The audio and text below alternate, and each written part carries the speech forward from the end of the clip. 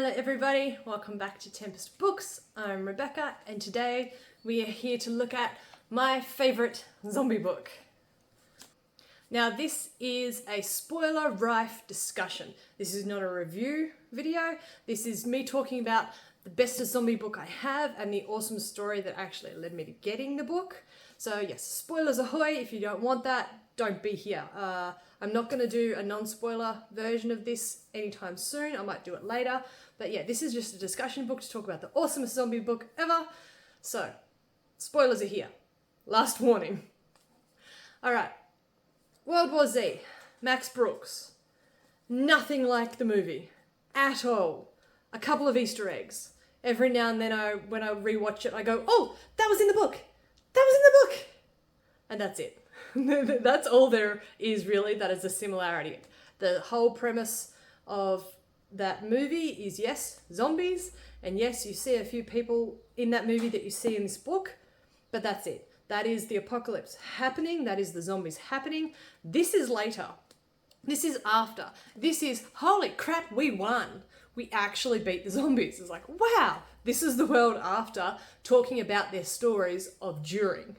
So, this book is essentially a compilation of stories. It is a fictional author who has been around the world. He's spoken to the people who were fighting. He's spoken to the people who were the medical personnel treating the wounded, the scientists figuring out how to beat it, the people who flew above it, the people who fought on the ground, the civilians who fled their homes and ended up being cannibals in remote forests because they were a group and they didn't know how to survive.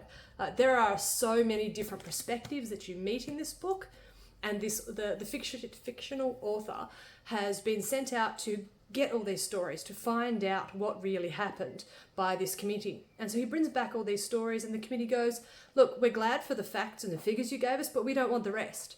This is just drama. This is just, the stuff that happened to people. We don't care about that. We need the bare bones. And so the author went, well, I don't think so. The heart and soul of the story is in the people and what happened to them. And so he took what was left. So after the committee got their facts and got their figures, he took the rest and he published it. And it is the history of the zombie wars. And you see some amazing perspectives from people who are telling their stories for what happened to them during, what they did afterwards, the results that they're still dealing with, and the fallout that they have to continue to fight each day. And it is such a broad range of people that he interviews as well. There is one guy, a marine biologist, who is so angry because all the whales are gone and it's all people's fault. So there were great communities that took to the sea. They got on their boats, they got on their dinghies, they got on whatever floated and kept their feet away from the sharks, and off they went into the sea. And then they would often band together, so they'd have these great big communities in the middle of the ocean, these floating towns, and they ate whatever they could catch. And a whale is a lot of meat. So anything they came across, they caught and they ate. And this marine biologist is very, very angry because now there's almost no whales left and they're never going to recover from that. So that's one very, very cranky perspective. Another perspective was from a student and he talked about the area, the subculture he was a part of that was just dedicated to constantly memorizing facts and figures. If information came onto the net, it was memorized. It had to be. It was their mark of status that they remembered the most. And so when the zombie apocalypse came, he didn't notice. And it's kind of like that guy at the beginning of Zombieland who was playing World of Warcraft, which, by the way, he was PvPing. He didn't really know that the zombie apocalypse had happened. It just kind of stumbled into his door one day.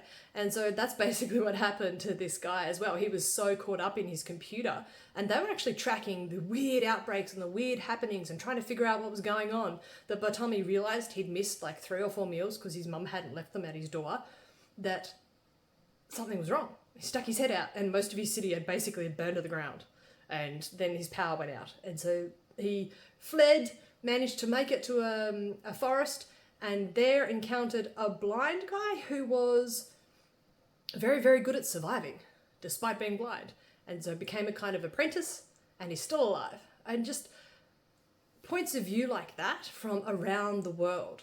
Another one was dogs. There were very quickly established the fact that dogs could sniff out the virus infecting someone even if they didn't show physical symptoms yet. And so these dogs were used for sniffer outposts. You had to get past the dogs screening to be able to get into a city or into a safe camp. And they also found that the dogs were nimble enough to be able to get into a house or get into a building, alert the zombies and draw them out. There was a man who bred and trained these dogs, and he told the stories of those war dogs and their handlers and what would happen with them. And there was the poor girl who got turned into a cannibal because her family fled, and they took things like their laptops and, clothing that wouldn't actually hold up out in the wilderness. And so they became a part of this big community. And she told us about the gradual decline of the people in this community, how they went from a massively great community, everyone helping each other, and the slow decline of people turning on each other and stealing from other food and killing each other when they realised that there wasn't enough resources to go around, to then turning other people into the resource. Now, how I got this book is also an awesome story. So I originally bought the book because I couldn't watch the movie. I got 20 minutes in generally, and I had to keep turning off. I couldn't gel with it, and to be brutally honest, the snap turn zombies freaked me out a little. So I couldn't watch it yet. So I figured I'd read the book. So I went to a bookstore, I got the book, but the format of the book drove me nuts. It was a small book, but it was tall. So it was a little paperback, but it was tall, and I couldn't stand it. And so on my way home, I dropped by a secondhand store that isn't too far away. And I said, look, have you got any copies of this book? I've got this new copy. It's driving me nuts. I'd love to trade you for if you've got a copy plus like $10 or something. And he said, yeah, sure, go for it. So I found the only one on the shelf. I went, oh, it's a hardcover, bonus. I went home, I opened it up, I went, oh yeah, still very cool. I like the art. And then I opened up to the first proper page, and to find out it was a signed, numbered edition. And I went, holy crap, that is the best luck ever. And so this was just kind of, icing on the cake for the fact that it became one of my favourite books. So, this is World War Z. This is after we've won the zombie apocalypse, which is also not something I've really come across. I mean, sure, you read about the zombie apocalypse, you read about the zombies rising, you come in halfway, they're fighting the zombies, they're trying to survive. You come in 10 years later, we've never managed to beat the zombies, and, we're eking out an existence. But this one is after we win, man. When do we win? We never win in these books. But this one, we won. And this is the world after, and the collection of stories of the people who survived, and those telling us of those that didn't. So now I'm going to leave you with my favourite Easter egg that was in the movie that came from the book. So if you've watched the movie, you might remember that the guy who Brad Pitt plays goes to a Middle Eastern country. He is, how did you figure it out? How did you survive? How did you manage to wall your city off so quickly? What do you know? And the guy basically turns around and says, what do you know about the 10th man principle? Now that's in this book as well. And it's the same circumstance, the same guy.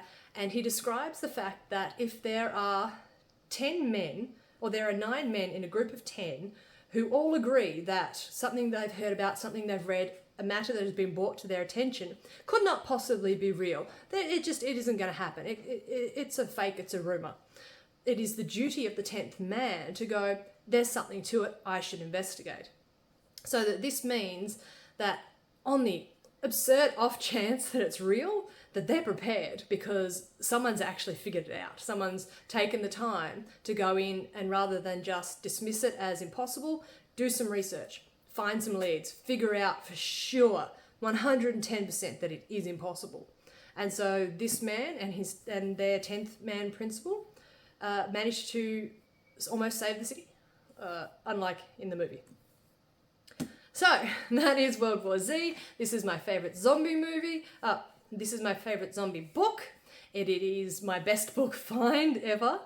So come back later again, guys, for more zombies or monsters or plagues or adventure, because that's what we do here.